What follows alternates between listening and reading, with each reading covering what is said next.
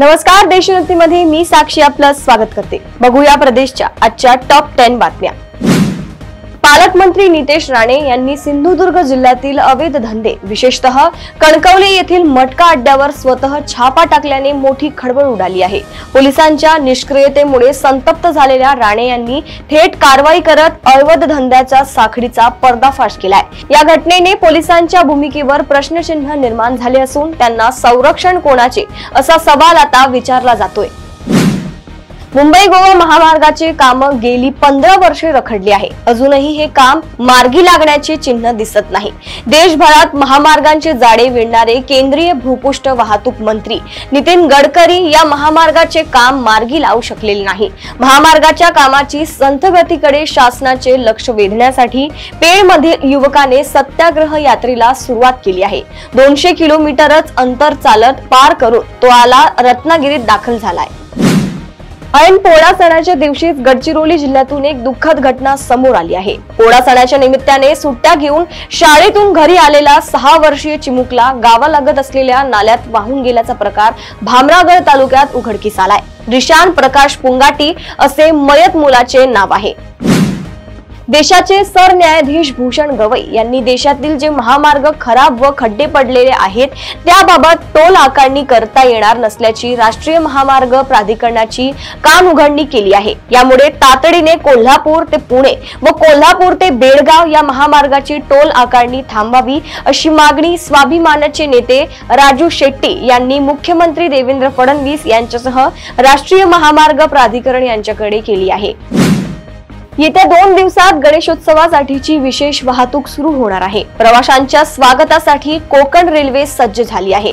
सुरक्षिततेसाठी आरपीएफच्या निगराणीखाली सीसीटीव्ही कक्ष, राज्य आरोग्य अधिकाऱ्यांच्या समन्वयाने प्रमुख स्थानकावर वैद्यकीय कक्ष आणि प्रवाशांना मदतीसाठी रेल्वे प्रवासी मदत कक्ष स्थापन करण्यात आले आहे।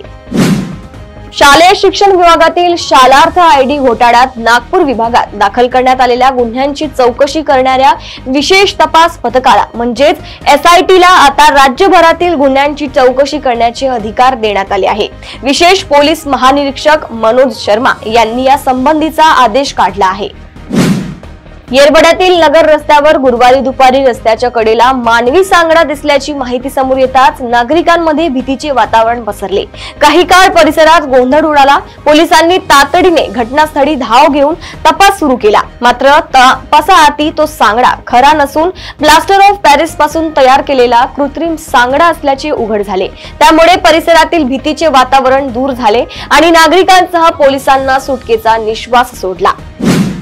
पुणे शहराच्या मध्यभागात गणपती पाहण्यासाठी भाविकांची होणारी गर्दी लक्षात घेऊन महाराष्ट्र रेल्वे कॉर्पोरेशनचे गणेशोत्सवासाठी शेवटचे 7 दिवस मध्यरात्री 2 वाजेपर्यंत मेट्रो सेवा सुरू ठेवण्याचा निर्णय घेतला आहे। विसर्जनाच्या दिवशी सलग 41 तास मेट्रो सेवा सुरू होऊन राहणार आहे। त्यामुळे गर्दी न जाता भाविकांना मध्यभागात गणपती पाहण्यासाठी मेट्रोतून जाता येणार आहे। सोलापूर शहरातील वस्तू व सेवा कार्यालयातील 2 अधिकाऱ्यांनी 5000 रुपयांची किरकोळ लाच घेताना अब्रू घालवली आहे। राज्य कर अधिकारी महेश जरीचंद चौधरी, नेमणूक वस्तू व सेवा कर कार्यालय सोलापूर व आमसिद्ध इराणा बगले, नेमणूक वस्तू व सेवा कर कार्यालय अशी अधिकाऱ्यांची नाव आहे। एका खासगी फर्मला जीएसटी क्रमांक देण्यासाठी फक्त 5000 रुपयांची लाच घेताना लाचलुचपत प्रतिबंधक विभागाच्या टीमने सोलापूर शहरात कारवाई केली आहे।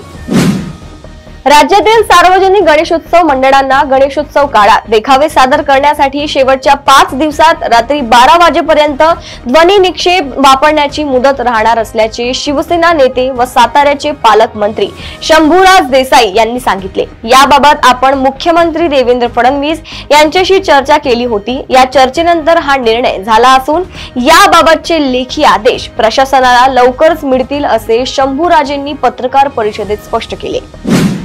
प्रदेशातील अशाच टॉप 10 बातम्या जाणून घेण्यासाठी बघत रहा देशोन्नती। नमस्कार।